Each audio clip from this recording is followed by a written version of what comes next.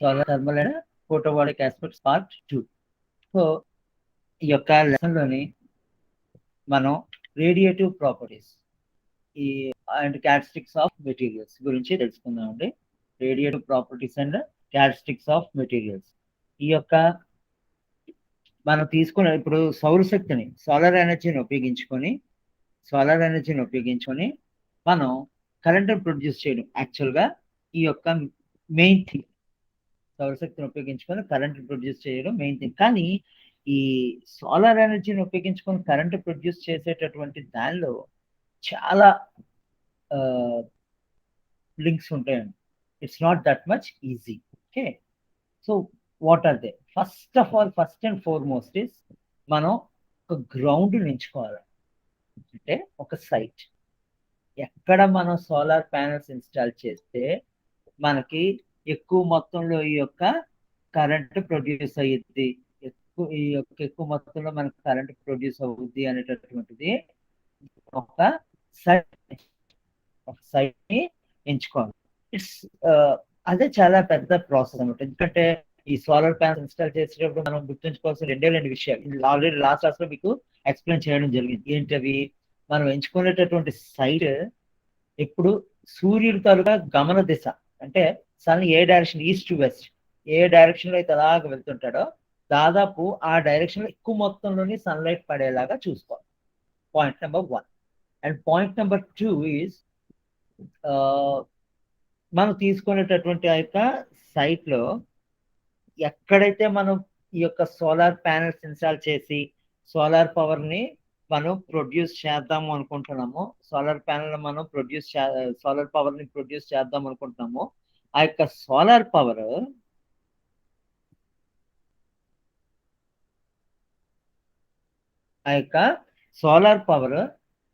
లేదా ఆ solar panels మీద ఎట్టి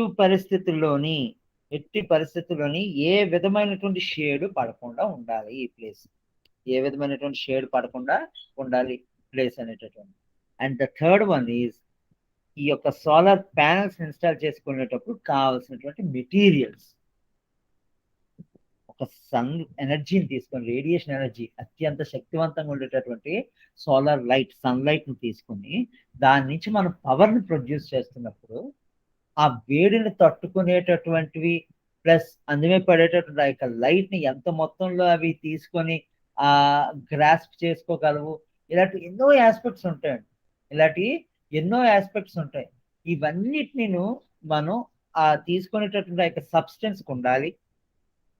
ఆ సబ్స్టెన్స్ తోటి మనం కావలసినటువంటి ఈ యొక్క సోలార్ ఫిల్మ్స్ తయారు చేసి వాటిని ప్యానెల్స్ కింద, మాడ్యూల్స్ కింద మార్చి అప్పుడు వాటితో మనం పవర్ ప్రొడ్యూస్ చేయాలి. So today we are going to discuss about those films, radiative and characteristic materials. So మనం ఏ యొక్క సోలార్ సెల్స్ ని తయారు చేయాలి అనుకుంటున్నామో ఒక రా మెటీరియల్ ఉంటుందండి, సాధారణంగా silicon and its compounds. Silicon చాలా ఎలిమెంట్స్ తోటి మిక్సప్ అవుతూ ఉంటుంది అనమాట. Silicon is the best material which produces these photo electrons.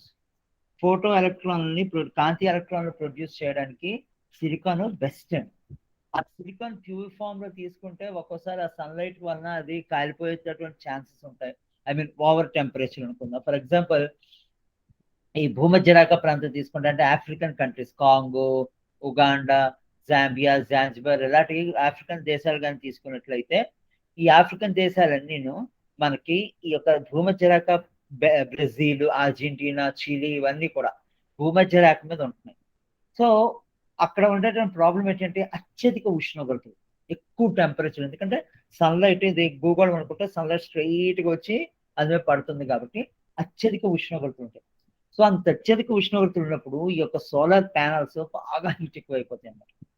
Over heating will disable the plant. ఎక్కువ ఉష్ణోగ్రత కానీ ఈ యొక్క సిలికాన్ మెటీరియల్ లోన్ అవుతే దాని నుంచి వచ్చే ఫోటో ఎలక్ట్రాన్స్ సంఖ్య తగ్గిపోతుంది. సో తత్ఫలితంగా కరెంట్ ప్రొడక్షన్ కూడా తగ్గిపోతుంది. సో మనం ఏం చేయాలి? ఆ సిలికాన్ మెటీరియల్స్ కి కొంత ఇంప్యూరిటీస్ కలిపి సిలికాన్ మెటీరియల్ ఎంత ప్యూర్ గా ఫామ్ లో ఉండేటప్పుడు ఎంతైతే ఎఫిషియన్సీతో పనిచేస్తుందో ఈ ఇంప్యూరిటీస్ కలిపినప్పుడు కూడా అదే ఎఫిషియన్సీతో పనిచేయాలనేటటువంటి కాన్సెప్ట్ తోటే మనం కొన్ని రకాలైనటువంటి మెటీరియల్స్ తీసుకుంటామండి ఈ యొక్క సోలార్ ఫిల్మ్స్ తయారు చేయడంలో. ఆ మెటీరియల్స్ ఉండేటటువంటి రేడియేటివ్ ప్రాపర్టీస్, వికిరణ ధర్మాలు, మరి క్యారెక్టరిస్టిక్స్, అభిలక్షణాలు. So first one is reflection, పరావర్తనం. It is the change in direction of a wavefront at an interface between two different media so that the wavefront returns into the medium from which it is originated. Common example includes the reflection of light, sound and water. Reflection, reflective property. ఏదైనా వస్తువు మీద మరొక sunlight కానీ ఏమైనా energy శక్తి పడితే ఆ శక్తి ఆ వస్తువు నుంచి మళ్ళీ తిరిగి వెనక్కి వెళ్ళిపోవాలి. ఎటువైపు నుంచి వచ్చిందో అటు సైడ్ వెళ్ళిపోవాలి. దాన్నే మనం పరావర్తనము లేదా రిఫ్లెక్షన్ అంటాం. ఈ రిఫ్లెక్షన్ అనేటటువంటిది ఈ సోలార్ ప్యానల్స్ తయారు చేసిన మెటీరియల్స్ కంపల్సరీ కావాలండి. బికాస్ అందుకే ఫర్ ఎగ్జాంపుల్ 100 పాయింట్స్ లైట్ ఒక చిన్న పీస్ మీద ఒక అడుగు పీస్ తీసుకుందాం సోలార్ మెటీరియల్, అందు మీద 100 పాయింట్స్ లైట్ పడింది అనుకుందాం. 100 పాయింట్స్ లైట్ పడింది అనుకుందాం. ఈ 100 పాయింట్స్ లైట్ యొక్క 100 పాయింట్స్ లైట్ ని అది తీసుకుంటే ప్యానల్ పాడైపోతుంది. సో అప్పుడు అక్కడ ఏం జరుగుతుంది, ఆ లైట్ పడుతున్నప్పుడు స్టార్టింగ్ కిరణాలన్నీ వెనక్కి వెళ్ళిపోతూ ఉంటాయి. సో నెమ్మదిగా లైట్ పడుతున్న సేపు ఆ ప్యానల్ వేడెక్కుతూ ఉంటది కదా, కొద్దిసేపటి వరకు ఆ యొక్క కిరణాలు అబ్జర్వ్ చేసుకుంటుందండి. అబ్జర్వ్ చేసుకున్నాక వెంటనే అది ఏం చేస్తుంది అంటే ఆ మిగతా కిరణాలది వదిలేస్తుంది అనమాట. సో ఈ విధంగా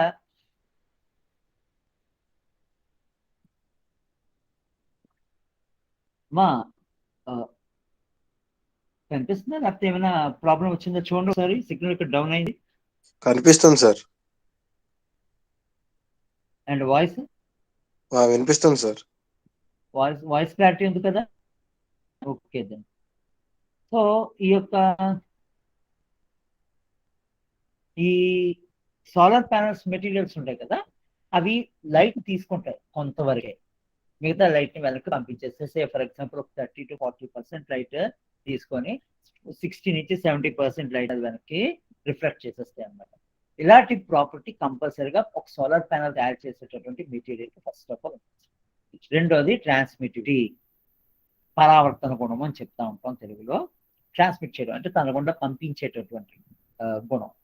ఫర్ ఎగ్జాంపుల్ మనం ఒక ఐరన్ పీస్ తీసుకున్నాం అనుకోండి, ఒక చెక్క ముక్క తీసుకున్నాం అనుకోండి, ఈ రెండింటిని ఒకేసారి ఒక అంచు అంటే పూర్తిగా కాకుండా ఒక ఫర్ ఎగ్జాంపుల్ 1 మీటర్ పొడవుండే ఐరన్ రాడ్ ఒక 30 సెంటీమీటర్స్ ఒక అడుగు పొడవుండే iron rod same size same shape ఉండే ఒక వుడ్ తీసుకొని ఆ రెండింటి తాలూగా ఒక అంచుని మనం పొయ్యిలో పెట్టి రెండో అంచులను మన చేతితో పట్టుకుంటే మనకు కొంతసేపు పోయేసరికి ఐరన్ రాడ్ నుంచి మన వేళ్ళకి, అంటే ఏ చేతి అయితే మనం ఆ రాడ్ని పట్టుకున్నాం ఆ చెయ్యి కొంచెం వేడెక్కడం మొదలెడుతుంది. అంటే we can feel the heat through the body. అదే చెక్కను పట్టుకున్నాం అనుకోండి అంత అనిపించదు, మనకి అంతలాగా అనిపించదు. అఫ్ కోర్స్ దాని నుంచి కూడా హీట్ వస్తుందండి, కానీ ఈ ఐరన్ ఆ యొక్క హీట్ ని ట్రాన్స్ఫర్ చేసేటటువంటి గుణం తన గుండా ఒక అంచు నుంచి మరో అంచుకి ట్రాన్స్ఫర్ చేసే గుణం ఈ చెక్కతో పోలిస్తే ఎక్కువగా ఉంటుంది. దీన్నే మనం ట్రాన్స్మిటివిటీ అంటాం. The transmittivity of the cover system of a collector can be obtained with adequate accuracy by considering reflection and absorption separately. So ఒక సోలార్ ప్యానల్ తయారు చేసేటప్పుడు ఆ యొక్క ప్యానల్ కొరకు కవర్ ఈ ట్రాన్స్మిటివ్ ప్రాపర్టీ ఉండాలి అనుకుంటే అవి ఎలాగెలా చూస్తారండి? రిఫ్లెక్షన్ వలన అంటే పరావర్తనం వలన, రిఫ్రాక్షన్ వలన అంటే వక్రీభవనం వలన, అబ్జార్ప్షన్ వలన అంటే గ్రహించడం, శోషించుకోవడం వలన ఈ మూడింటికి సెపరేట్ గా ఈ ట్రాన్స్మిటివిటీని వెరిఫై చేస్తారు. దానికి ఒక ఈక్వేషన్ ఇచ్చారండి. Transmittivity tau is equal to tau R into tau alpha. Tau R అనేది రిఫ్రాక్షన్ వల్ల వచ్చేటటువంటి ట్రాన్స్మిటివిటీ, టౌ ఆల్ఫా అనేది ఈ యొక్క అబ్జర్ప్షన్ వల్ల మాత్రం వచ్చేటటువంటి ట్రాన్స్మిటివిటీ. సో ఈ విధంగా ట్రాన్స్మిటివిటీని మనం డిఫైన్ చేస్తాం అన్నమాట. ఈ విధంగా ట్రాన్స్మిటివిటీ మనం డిఫైన్ చేస్తాం. ఈ యొక్క ఈ రిఫ్రాక్షన్ వల్ల వచ్చేటువంటి ట్రాన్స్మిటివిటీ గురించి మనం చూసుకుందామండి. ఈ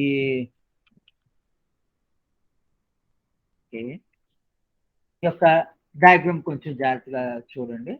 if you can observe, this is the interface between two medium. రెండు యానకాలు ఒకదానికి ఎదురుగుండా ఒకటి ఉన్నప్పుడు ఆ రెండు యానకాలు మధ్య ఉండేటటువంటి దాన్ని ఇంటర్ఫేస్ అంటాం, లేదా సంధి అని తెలుగులో అంటుంటారు. ఓకే, సో ఈ యొక్క సంధి దగ్గర మనకి ఫర్ ఎగ్జాంపుల్ ఏదైనా ఒక పాయింట్ దగ్గర ఒక నార్మల్ గీసాం అనుకోండి. ఏదైనా పాయింట్ దగ్గర నార్మల్ అంటే లంబరేఖ గీసాం అనుకోండి. ఈ సూర్యకిరణాలు లేదా ఇన్స్టెంట్ బీమ్ వికిరణం అందాం, రేడియేషన్ ఫస్ట్ మీడియం నుంచి సెకండ్ మీడియం కి ఈ యొక్క కొంత యాంగిల్ తో let that angle be θ1. Okay, ఆ θ1 ని మనం యాంగిల్ ఆఫ్ ఇన్సిడెన్స్ లేదా పతన కోణము అని మనం చెప్తా ఉంటాం. ఓకే, ఈ సెకండ్ మీడియంలోకి ఆ లైట్ వెళ్ళట్లేదు అనుకుంటే, చూడండి ఇక్కడ రెండు కండిషన్స్. ఒకటి, లైట్ పడినప్పుడు మీడియంలోకి వెళ్ళడం ఒకటి, రెండోటటువంటిది లైట్ పడినప్పుడు మీడియంలోకి ఎంటర్ అవ్వకుండా వెనక్కి వెళ్ళిపోవడం ఒకటి. ఇలా 2 కండిషన్స్ తీసుకుందాం. ఫస్ట్ కండిషన్ రిఫ్లెక్షన్, పరావర్తనం గురించి తీసుకుందాం, అంటే ఈ పై భాగం. సెకండ్ కండిషన్ కింద భాగం. ఓకే, కింద భాగం. ఫస్ట్ కండిషన్ లో M2 అనేది మనకి లేదు అన్నట్టుగా భావిద్దాం. ఓకే, సో మనకి 7th క్లాస్ లెవెల్లో వాటిలో మనకి కొన్ని ఈ లైట్ ప్రాపర్టీస్ గురించి మనకి కొన్ని చెప్పినప్పుడు ఏమని చెప్పారు? మామూలుగా మీకు మనందరికీ గుర్తుండే ఉంటుంది. పతన కోణము, పరావర్తన కోణము రెండు ఒకేలా ఉంటాయి, ఒకే విలువను కలిగి ఉంటాయి. The angle of incidence and the angle of reflection will be the same at the instant point. The angle of incidence and the angle of reflection are same. ఇది మనకు 7th క్లాస్ లో లైట్ గురించి చెప్పేటప్పుడు నేర్పిస్తాం. Okay, so అదే concept ఇక్కడ కానీ ఒకసారి మనం చూసుకున్నట్లయితే, ఈ మీడియం 2 రెండో యానకం తలం మీద ఆ లైట్ పడినప్పుడు అది వెనక్కి మరలిపోతే, పూర్తిగా వెనక్కి మరలిపోతే దాన్ని మనం రిఫ్లెక్టెడ్ బీమ్ అంటాము. ఇన్సిడెంట్ బీమ్ ని IN తో చూపిస్తే, రిఫ్లెక్టెడ్ బీమ్ ని IR తో చూపిద్దాం. And incident angle of incidence పతన కోణము θ1 అయితే, పరావర్తన కోణం లేదా రిఫ్లెక్టెడ్ యాంగిల్ కూడా సేమ్ గానే ఉంటుంది. ఎందుకంటే ఇప్పుడు ఉన్నటువంటి ఆ యొక్క లా ఏమని చెప్పింది? ఇన్సిడెంట్ యాంగిల్, రిఫ్లెక్టింగ్ యాంగిల్ రెండు ఒకటే వాల్యూ కలిగి ఉంటాయి అని మనకు చెప్తుంది. కాబట్టి ఇక్కడ ఇన్సిడెంట్ యాంగిల్ θ1, రిఫ్లెక్టెడ్ యాంగిల్ θ1, అది కూడా θ1 గానే ఇస్తాం, ఎందుకంటే రెండు సేమ్ వాల్యూస్ కాబట్టి. ఓకే, ఇప్పుడు కేస్ 2. ఇప్పుడు మనం కేస్ 2కి వద్దాం. కేస్ 2లో ఏంటి? మనకి ఆ బీమ్ ఆ యొక్క మీడియం మీద పడి, అంటే ఫస్ట్ మీడియం ఇది, సెకండ్ మీడియం ఇది అండి. ఇది మనకి ప్లేట్ కలెక్టర్ అనుకుందాం, అంటే ఇక్కడ సోలార్ ప్యానల్ ఉంది అనుకుందాం. మీడియం 2 అంతా మనకు ఒక సోలార్ ప్యానల్ అనుకుందాం, ఆర్ సే సోలార్ సెల్ అనుకోండి. ఇది సన్లైట్ అనుకోండి. సన్లైట్ ఒక సోలార్ సెల్ మీద పడినప్పుడు కేస్ 1 ఏమనుకున్నాం? అది అబ్జార్బ్ చేసుకోలేదు, ప్లస్ అంటే అది గ్రహించలేదు, ప్లస్ దాని లోపలికి చొచ్చుకుపోలేదు, అంటే రిఫ్రాక్ట్ అవ్వలేదు. జస్ట్ ఏంటి? వెనక్కి రిఫ్లెక్ట్ అయ్యింది, అంటే వెనక్కి మరలిపోయింది అని మనం తీసుకుంటే ఫస్ట్ కండిషన్ అవుతుంది. ఇప్పుడు సెకండ్ కండిషన్ ఏంటి? రిఫ్లెక్ట్ అవ్వకుండా, అంటే వెనక్కి వెళ్లకుండా రిఫ్రాక్ట్ అయింది, అంటే ఈ యొక్క ప్యానల్ లోపలికి దూరిపోయింది, ప్యానల్ నుంచి బయటకు వస్తుంది అని మనం తీసుకుంటే, రిఫ్లెక్టెడ్ బీమ్ ను కూడా IR తోటి చూపిస్తామండి. ఈ పతన కోణం విలువ, రిఫ్రాక్టెడ్ యాంగిల్, వక్రీభవన కోణం విలువ రెండు వేరువేరుగా ఉంటాయి. పతన కోణం విలువ మరియు వక్రీభవన కోణం విలువ రెండు వేరువేరుగా ఉంటాయి. Angle of incidence, angle of refraction. దాని థీటా 2తో చూపిస్తాము. ఈ రెండు సెపరేట్ గానే ఉంటాయి.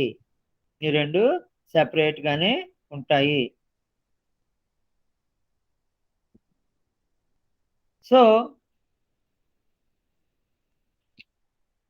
ఈ రెండు మనము ఈ యొక్క యాంగిల్ ఆఫ్ రిఫ్లెక్షన్ పతన కోణం థీటా 1, వక్రీభవన కోణం యాంగిల్ ఆఫ్ రిఫ్రాక్షన్ థీటా 2 తీసుకొని స్నెల్ నియమం ప్రకారం మనకి ఏమొస్తుందండి? sin theta 1 by sin theta 2 equals n2 by n1, where n1 and n2 are refractive indices of the medium 1 and medium 2. sin theta 1 by sin theta 2 is equal to n2 by n1 అని మనకు వస్తుందండి. ఈ యొక్క n2 by n1 అనేటటువంటివి n2 మరియు n1లు ఆ యొక్క రెండు తలాలు, మొదటి యానకం రెండవ యానకముల యొక్క వక్రీభవన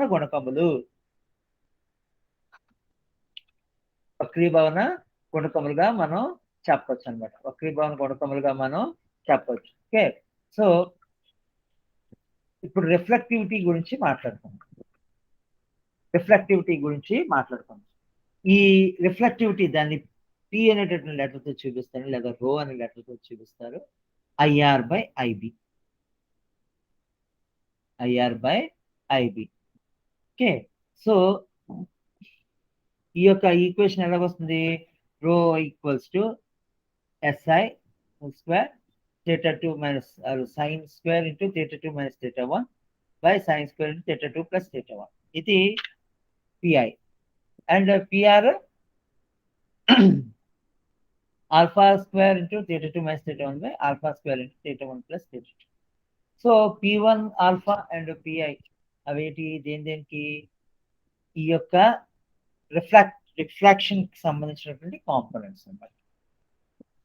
ధ్రువత విలువలు. సో వాటి తాలూకా టోటల్ వాల్యూ మనకి ఏ విధంగా వస్తుందండి? P1 PR. అది ఎలాగ వస్తుంది మనకి? n1 plus n2 whole square అనేసి మనకి వస్తుంది. ఈ యొక్క ధ్రువ కోఆర్డినేట్స్ ప్రకారం లేదా పోలార్ కోఆర్డినేట్స్ తీసుకుంటే, ధ్రువ నిరూపకాలు తీసుకుంటే ఆ విధంగా మనకు వస్తుందండి. వాటి నుంచే ట్రాన్స్మిటివిటీని τr equals to half into τr dash plus τr నుంచి మనం ఇస్తూ ఉంటాము. τr alpha plus τr.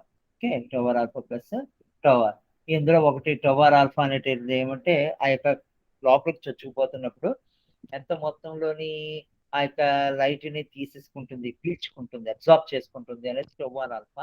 ఇది ఫస్ట్ టైం అంటే ఇక్కడ చిన్న ప్రింటింగ్ మిస్టేక్ వచ్చింది. ప్లస్ τr అనేది జస్ట్ దాని వక్రీభవనం వల్ల ఏర్పడేటటువంటి యొక్క ట్రాన్స్మిటివిటీ, వక్రీభవనం రిఫ్రాక్షన్ వల్ల ఏర్పడినటువంటి ట్రాన్స్మిటివిటీ అన్నమాట. సో ఈ యొక్క ఈక్వేషన్స్ ప్రకారం ఇక్కడ మనం ఏం చేద్దామంటే ఒక పోలరైజ్డ్ బీమ్ తీసుకొని మనకి ఈ యొక్క సోలార్ ప్యానెల్స్ ఉన్నాయి కదా, సోలార్ ప్యానెల్స్ మీద మనకి కవర్స్ వేస్తాం. కవర్ అంటే ప్లాస్టిక్ కవర్ కాదండి, గాజుతో చేసినటువంటి ఒక లామినేటెడ్ షీట్ ఉంటుంది. ఆ గాజు దానికి ఈ యొక్క సోలార్ క్రిస్టల్ కి, అంటే ఏ సెల్ అయితే సోలార్ పవర్ ఉత్పత్తి చేస్తుందో ఆ యొక్క సోలార్ సెల్ కి పైన ఒక పచ్చటి షీట్ మరొకటి ఉంటుంది. దాన్ని మనం ఫిల్మ్ అంటుంటాం. ఆ ఫిల్మ్ ని ఆ పైన గ్లాస్ షీట్ ని కలిపి మనం ఆ సోలార్ సెల్ కి సంబంధించినటువంటి కవర్స్ అండి. సాధారణంగా ఆ ఫిల్మ్లు పల్చగా ఉండేటువంటి ఫిల్మ్లు ఒకటి కన్నా ఎక్కువ ఉంటాయండి. ఒకదాన్ని అయితే సింగిల్ కవర్ అంటారు, ఒకటి కన్నా ఎక్కువ అయితే పాలీ కవర్ అంటారు. ఎక్కువ మొత్తంలో ఈ యొక్క కవరింగ్ ఉన్నట్టు అన్నమాట. సో ఒక్కసారి ఈ యొక్క డయాగ్రామ్ ని జాగ్రత్తగా గమనించండి. It's the diagram showing transmission through a single cover considering reflection alone. కేవలం ఈ యొక్క పరావర్తనం మరియు వక్రీభవనం ఈ రెండింటిని మాత్రం మనం పరిగణలోకి తీసుకుంటే ఒక్కసారి యొక్క డయాగ్రామ్ చూస్తే ఈ పైన కింద కనిపిస్తున్నటువంటి యొక్క రెండు లైన్లు ఆ కవర్ తాలూకా పై అంచు కింద అంచు. ఓకే, ఆ ఫిల్మ్ పల్చగా ఆ యొక్క సోలార్ సెల్ మీద అటాచ్ చేసినటువంటి ఫిల్మ్ అనమాట. పై అంచు కింద అంచు. ఇది కొన్ని మైక్రోమీటర్ల విత్ ఉంటుందంటే ఈ యొక్క పై అంచుకి కింద అంచుకి మధ్యన కొన్ని మైక్రోమీటర్ల విత్ మాత్రమే ఉంటుంది. సో ఎప్పుడైతే ఈ ఇన్సిడెంట్ బీమ్ సన్లైట్ దీని మీద పడిందో మనకి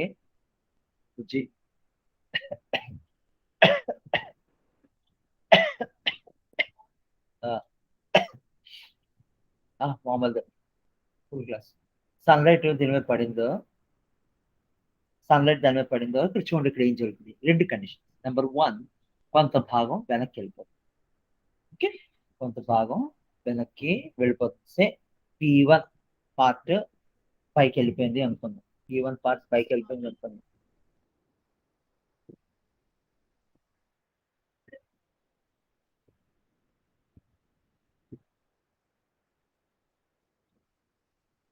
ఓకే, ఆ P1 పార్ట్ పైకి వెళ్ళిపోతే మనకి ఇంక మిగిలిది ఎంత అండి? 1 - P1. 1 అనేది బీమ్ అండి, అందులో P1 పార్ట్ బయటకు వెళ్ళిపోయింది. సో మనకు మిగిలేది 1 - P1 పార్ట్ మిగులుతుంది. ఓకే, సో ఈ 1 - P1 పార్ట్లో అది ఆ పై పొర అంచు నుంచి ఈ కింద పొర పై అంచు వరకు, అంటే పై పొర నుంచి అది లోపల దూరుతుంది. ఈ కింద ఎడ్జ్ దగ్గరికి వచ్చేసరికి మళ్ళీ అక్కడ 2 పీసెస్. ఒక పార్ట్ ఏమొచ్చి P1 × 1 - P1 భాగం, ఇంకో పార్ట్ ఏంటి 1 - P1 హోల్ స్క్వేర్. అది రిఫ్రాక్ట్ అవుద్ది, ఇది రిఫ్లెక్ట్ అవుద్ది. మళ్ళీ ఆ పై అంచుకి తగిలేసరికి కొంత వెనక్కి వస్తుంది, అంటే రిఫ్లెక్ట్ అవుద్ది, కొంత రిఫ్రాక్ట్ అవుద్ది, మళ్ళీ బయటకు వెళ్ళిపోతుంది. సో ఇలా కంటిన్యూస్ గా రిఫ్లెక్షన్స్ అండ్ రిఫ్రాక్షన్స్, పరావర్తనాలు మరియు వక్రీభవనాలు జరుగుతూ ఉండడం వలన, కంటిన్యూస్ గా జరుగుతూ ఉండడం వలన మనకు అక్కడ చూడండి, ఈ చివరికి వచ్చేసరికి ఈ మొత్తం పడుతున్నటువంటి 100% శక్తిలోని కొద్దిపాటు మాత్రం మిగులుతుంది అనమాట. కొంత భాగం ఆ 1 2 భాగాలు అయిపోద్ది. మొదటి భాగం ఏమొచ్చి రిఫ్లెక్టెడ్ బీమ్, పరావర్తనం చెందిన కిరణం. రెండో భాగం రిఫ్రాక్టెడ్ బీమ్, యొక్క వక్రీభవనం చెందినటువంటి కిరణాలు. సో ఇలా 2 భాగాలుగా విడిపోతుంది. కాబట్టి మనం ఈ యొక్క ఫిల్మ్స్ కానీ తీసుకున్నట్లయితే, సింగిల్ కవర్ ఫిల్మ్స్ కానీ తీసుకున్నట్లయితే, ఈ పై వైపు ఏమొచ్చి ఎంత మొత్తంలో ఆ యొక్క ఫిల్మ్ పై పొర నుంచి ఎంత మొత్తంలో లైట్ ని బయటకి ట్రాన్స్మిట్ చేస్తుంది, దాన్ని τr చూపిస్తాము. τr తో చూపిస్తాము. ఈ ఎంత మొత్తంలో ఈ యొక్క ఫిల్మ్ గుండా ట్రాన్స్మిట్ అవుతుంది అనేటటువంటి τr డాష్ తో చూపిస్తాము. ఒకటేమొచ్చి రిఫ్లెక్టెడ్ బీమ్ తాలూకా ఎమిసివిటీ, రెండోటటువంటి రిఫ్రాక్టెడ్ వక్రీభవనం చెందిన కిరణం యొక్క ఎమిసివిటీ, ఉద్గారం, ట్రాన్స్మిట్. ఈ విధంగా మనం ఈ యొక్క సింగిల్ ఫిల్మ్స్ ఉపయోగించుకొని మనం ఈ యొక్క లైట్ కి సంబంధించి ఈ ట్రాన్స్మిటివిటీస్ ని ఈజీగా మనం స్టడీ చేయొచ్చు. సో ఒకసారి ఆ యొక్క ఈక్వేషన్స్ కానీ మనం చూసుకున్నట్లయితే, ఈ యొక్క τr value 1 + P1 whole square plus P1 square × 1 - P1 whole square. So అలాగా ఒక హరాత్మక శ్రేణి ఆర్ గుణశ్రేణి,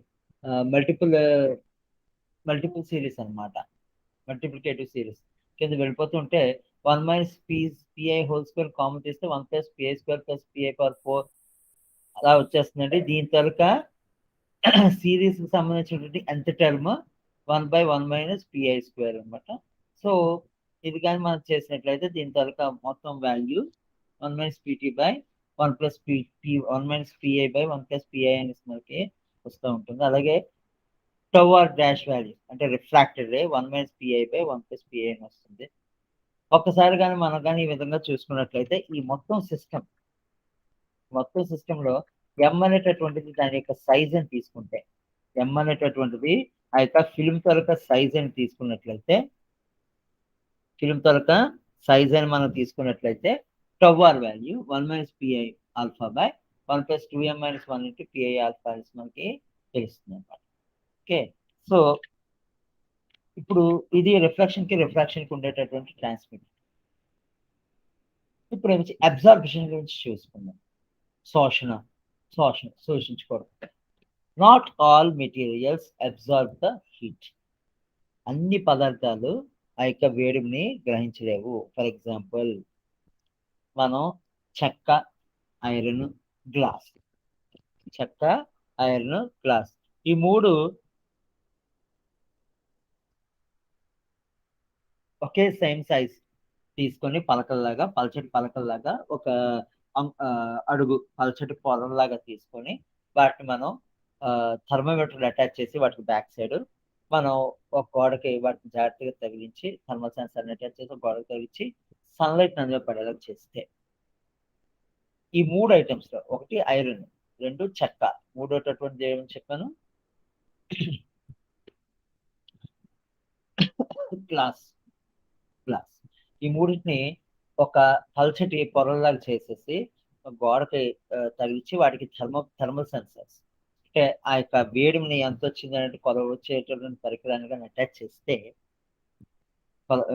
కొలిచేటటువంటి పరికరాన్ని మనం అటాచ్ చేస్తే దాని మీద మూడింటి మీద ఒకేసారి ఒకే అమౌంట్ ఆఫ్ హీట్ ఎనర్జీని అందులో పడేలా చేస్తే ఒకే అమౌంట్ ఆఫ్ హీట్ ఎనర్జీని అందులో పడేలా చేస్తే ఇక్కడ ఏం జరుగుతుంది? ఐరన్ అంటే మెటల్ స్ట్రిప్ ఎక్కువ వేడుకుతుంది, వుడ్ కొంచెం తక్కువ వేడుకుతుంది, గ్లాస్ బాగా తక్కువ వేడుకుతుంది. అక్కడ ఏమవుతుంది అంటే ఆ హీట్ ని తీసుకోవడం గ్రహించడం. ఈ గ్రహించడం అనేది కూడా మనకి ఈ గ్రహించడం అనేది కూడా చాలా అన్ని మెటీరియల్స్ కి వేరువేరుగా ఉంటాయి. కాబట్టి ఈ యొక్క అబ్సార్ప్షన్ అనేటటువంటిది ఒక ముఖ్యమైనటువంటి పాత్రని పోషిస్తుంది అనమాట ఈ యొక్క సోలార్ లైట్ ని ప్రొడ్యూస్ చేయడం. సో ఒక స్టాండర్డ్ సిలికాన్ సెల్, ఒక స్థిరమైనటువంటి ఈ సిలికాన్ మెటీరియల్ తో చేసినటువంటి శుద్ధమైనటువంటి ఒక సౌర ఘటం, సిలికాన్ సెల్, సౌర ఘటం. ఓకే, ఈ సౌర ఘటము ఎంత మొత్తంలోని ఆ యొక్క హీట్ ని అబ్జర్వ్ చేసుకొని వాటి నుంచి ఈ యొక్క ఫోటో ఎలక్ట్రాన్స్ రిలీజ్ చేస్తుంది అనేటటువంటి బేస్ చేసుకొని మనం ట్రాన్స్మిటివిటీ బేస్డ్ ఆన్ అబ్జార్ప్షన్ అనే టాపిక్ లో నేర్చుకుంటాం. ఫర్ ఎగ్జాంపుల్ 100 పాయింట్స్ ఆ యొక్క వస్తువు మీద పడితే 100 పాయింట్స్ లో నేను అది 55 60 తీసేసుకుంటే ఓన్లీ జస్ట్ అయితే 45 or 40% మాత్రమే బయటకి వెనక్కి రిలీజ్ అవుతుంది అనమాట. అంటే ఇక్కడ ఏం జరుగుతుంది? Nearly 60% of the energy is being grasped by that material. పీల్చేసుకుంటుంది, absorbs by that material.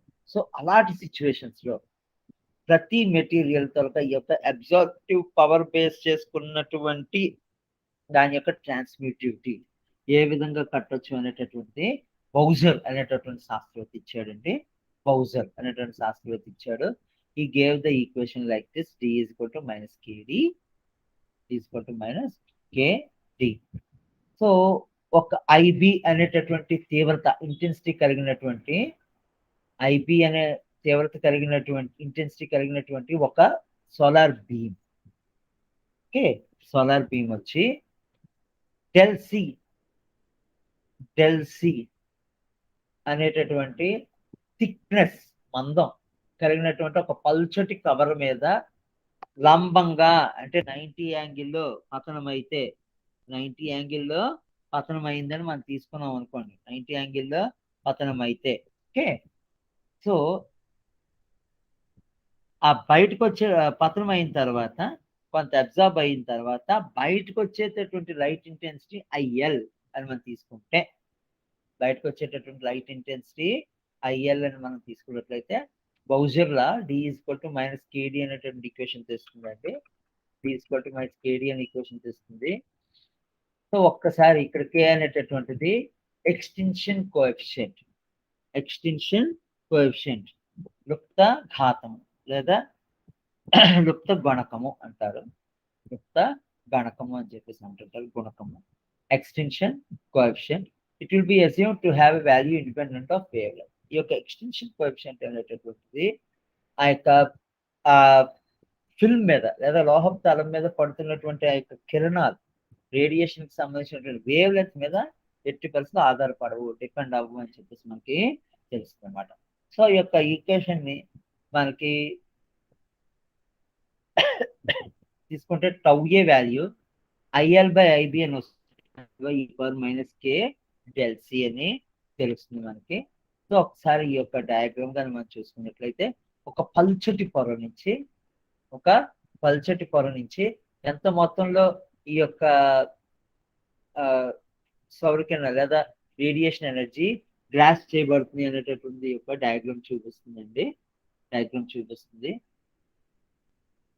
So ఈ పై పొర మీద కాంతి పడుతుంది, ఆ కాంతి అలా పొర గుండా ప్రయాణించి కింద పొర నుంచి బయటకు వస్తున్నప్పుడు మధ్యలో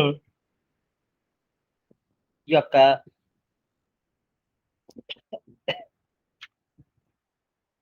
కొంత మొత్తంలో భాగం అంటే థిక్నెస్, ఆ పొర తాలూకా థిక్నెస్, ఆ పొర యొక్క థిక్నెస్ ΔX అనుకుంటే ఆ ΔC అని తీసుకున్నట్లయితే అందులో కొంత భాగం ΔX వాల్యూ ఎంతో కొంత ఎనర్జీని తీసుకుంటున్నటువంటి ఒక చిన్న భాగం DX అని తీసుకుంటే ఆ DX వాల్యూ ఎంతో కొంత ఎనర్జీని తీసేసుకుంటుంది అన్నమాట. అలా తీసుకుంటున్నప్పుడు మనకి ఇక్కడ ఏం జరుగుతుందో ఒకసారి యొక్క గ్రాఫ్ కానీ చూసుకున్నట్లయితే θ1 యాంగిల్ తోటి ఆ యొక్క లైట్ బీమ్ ఆ మెటీరియల్ మీద ఇన్సిడెంట్ అయ్యింది లేదా పతనం చెందింది అని తీసుకుంటాం. పతనం చెందినప్పుడు ఆ యొక్క లైట్ బీమ్ దాని మీద పడి లోపలికి చొచ్చుకుపోయి అది వెళ్ళేటటువంటి మార్గం ఫర్ ఎగ్జాంపుల్ ఫిల్మ్ ఎలాగ ఉంటే ఫిల్మ్ మీద పడి లైట్ పక్క వెళ్ళిపోవడం ఒకలాగా, ఫిల్మ్ మీద పడి లైట్ దాని నుంచి లోపలికి ప్రయాణించడం ఒకలాగా. ప్రయాణించేటప్పుడు incident light beam, refracted light beam రెండు ఒకే డైరెక్షన్ కలిగి ఉండవు. Incident light beam, refracted light beam రెండు ఒకే డైరెక్షన్, అసలు రెండు ఒకే యాంగిల్ తోటి ఆ యొక్క కోఆర్డినేట్ ప్లేన్ లేదా ఆ యొక్క సోలార్ ప్యానల్ ని తాకలేవు అని చెప్పేసి మనకి తెలుస్తుందండి. ఈ ఇన్సిడెంట్ యాంగిల్, రిఫ్రాక్టింగ్ యాంగిల్ రెండు సెపరేట్ గా ఉంటాయి అనేటువంటి కాన్సెప్ట్ మనకి 7th క్లాస్ లో వస్తుంది. సో ఈ absorption emissivity due to absorption tau alpha equals to E⁻k∆C/C into θ2 అనేటటువంటిది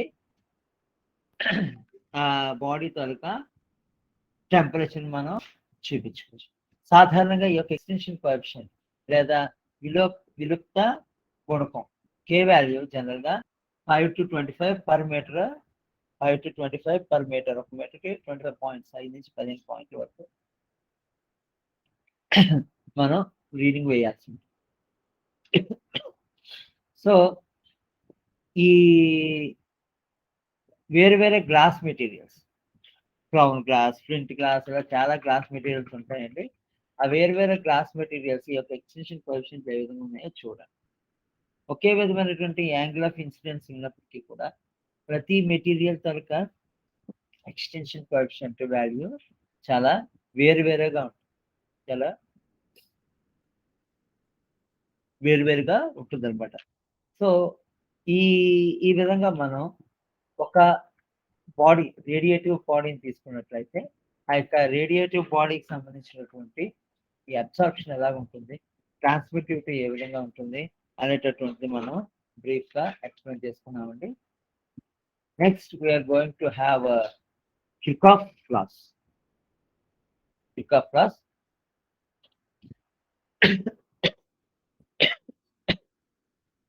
so what is Kirchhoff law? General గా ఈ యొక్క Kirchhoff law మనం సాధారణంగా కరెంట్ లో అయితే నేర్చుకున్నామండి. Kirchhoff voltage law, Kirchhoff current law అనుకొని కరెంట్ కి సంబంధించి మనం నేర్చుకున్నాం. ఇక్కడ దానికి దీనికి ఏ విధమైనటువంటి సంబంధం లేదు. ఇక్కడ సంబంధం అంతా ఏంటి అంటే బ్లాక్ బాడీ, కృష్ణ వస్తువుకి హాట్ బాడీ, వేడి వస్తువు మధ్య రిలేషన్. కృష్ణ వస్తువుకి మరియు హాట్ బాడీ, వేడి వస్తువుకి మధ్య ఉండేటటువంటి రిలేషన్ మాత్రం ఈ యొక్క Kirchhoff లా మనకి ఇస్తున్నారు. సో అది ఏ విధంగా ఇస్తుంది?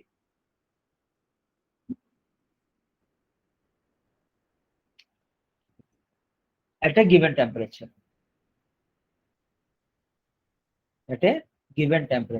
అంటే టెంపరేచర్ ఫిక్స్డ్ గా ఉంచితే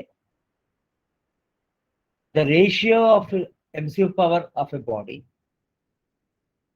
and the ratio of and the emisive power of a black body ఆ రెండింటి మధ్య రేషియో ఒకే టెంపరేచర్ తీసుకుంటే ఆ వాల్యూ మనకి అబ్సార్ప్టివిటీ ఇస్తుంది అనమాట. అబ్సార్ప్టివిటీ శోషణీయత ఇస్తుంది. ఫర్ ఎగ్జాంపుల్ ఒక వస్తువుని తీసుకుంటాం, దాని మీద అంటే బ్లాక్ బాడీ లాగా తయారు చేసినటువంటి బ్లాక్ బాడీలో తయారు చేసినటువంటి ఒక వస్తువుని మనం తీసుకుంటాం. ఓకే, ఒక వస్తువుని మనం తీసుకుంటాం, దాని మీద రేడియేషన్ పంపించి ఆ బాడీని మనం వేడి చేయాలి. రేడియేషన్ పంపించి ఆ బాడీని వేడి చేయాలి. ఇక్కడ బాడీ వేడెక్కుతుంది అంటే అర్థం ఏంటండి, ఆ పడినటువంటి రేడియేషన్ కొంత అబ్జార్బ్ చేసుకుంటుంది అని అర్థం. ఓకే, సో అబ్జార్బ్ చేసుకుంటూ ఆ యొక్క వేడి పెరుగుతూ ఉంటుంది. సే ఫర్ ఎగ్జాంపుల్ దాని టెంపరేచర్ ఒక 80 degrees సెంటిగ్రేడ్ దగ్గరికి వచ్చింది అనుకుందాం. వెంటనే ఆ వస్తువుని తీసి పక్కన కూల్ చల్లటి గదిలో పెట్టేస్తాం. చల్లటి గదిలో పెట్టినప్పుడు అది తీసుకునేటువంటి వేడి బయట వదలడం మొదలవుద్ది. ఆ మొదలైనటువంటి ఆ యొక్క వేడిని మనం లెక్కిస్తాం, ఎంతవరకు ఆ బాడీ పూర్తిగా కూల్ అయ్యేంత వరకు లెక్కిస్తాం. దాన్ని మనం ఎమిసివిటీ ఆఫ్ ద బాడీ ఈ తోటి చూపిస్తాం. ఓకే, ఈ తోటి చూపిస్తాం. ఇప్పుడు మనం ఏం చేస్తామంటే ఏ టెంపరేచర్ దగ్గర హైయెస్ట్ టెంపరేచర్, ఆ బాడీ ఎంత హైయెస్ట్ టెంపరేచర్కి వచ్చిందో ఒకసారి టెంపరేచర్ చెక్ చేస్తామండి. సేమ్ టెంపరేచర్ దగ్గర ఒక బ్లాక్ బాడీని పెడతాం. ఇందాక ఆ ముందున్న వస్తువుని ఎక్కడైతే పెట్టామో ఆ వస్తువుని తీసేసి సే ఫర్ ఎగ్జాంపుల్ ఒక 30 minutes ఒక 20 minutes అయ్యింది అనుకుందాం, అదంతా పీల్చుకుంది. వెంటనే దాన్ని అక్కడి నుంచి తీసేస్తాం. 20 minutes లోని ఎంత మొత్తంలో అది ఎనర్జీ గ్రహించింది అనేటటువంటి ఈ అనే లెటర్తో చూపిస్తాం. ఓకే, ఈ అనే లెటర్ తోటి చూపిస్తాం. ఇప్పుడు మనం ఏం చేస్తాం, ఒక బ్లాక్ బాడీని తీసుకుంటాం. సో సేమ్ టెంపరేచర్కి మనం దాన్ని గురయ్యేలా చేద్దాం. ఆ బ్లాక్ బాడీని తీసుకొచ్చి మళ్ళీ చీకటి గదిలో పెడితే దానిలో ఉండేటువంటి టెంపరేచర్ అంతా బయటికి రిలీజ్ చేసేస్తాం. ఈ రిలీజ్ చేస్తున్నప్పుడు ఎంత మొత్తంలో ఎనర్జీ రిలీజ్ అయ్యింది అని చెప్పేదే ఈబి. ఇక్కడ ఉంది కదా, అది ఈబి. ఈ రెండింటి తాలూకా రేషియోయే ఈ యొక్క అబ్సార్ప్టివిటీ లేదా alpha dash. Okay, so alpha dash తాలూకా ఫార్ములా ఏంటండి, ఆల్ఫా డాష్ తాలూకా ఫార్ములా ఏంటి, alpha dash equals to E B. దీన్నే మనం కిర్చాఫ్ లా మనం చెప్తా ఉంటాం అనమాట. Will continue the next class. Thank you.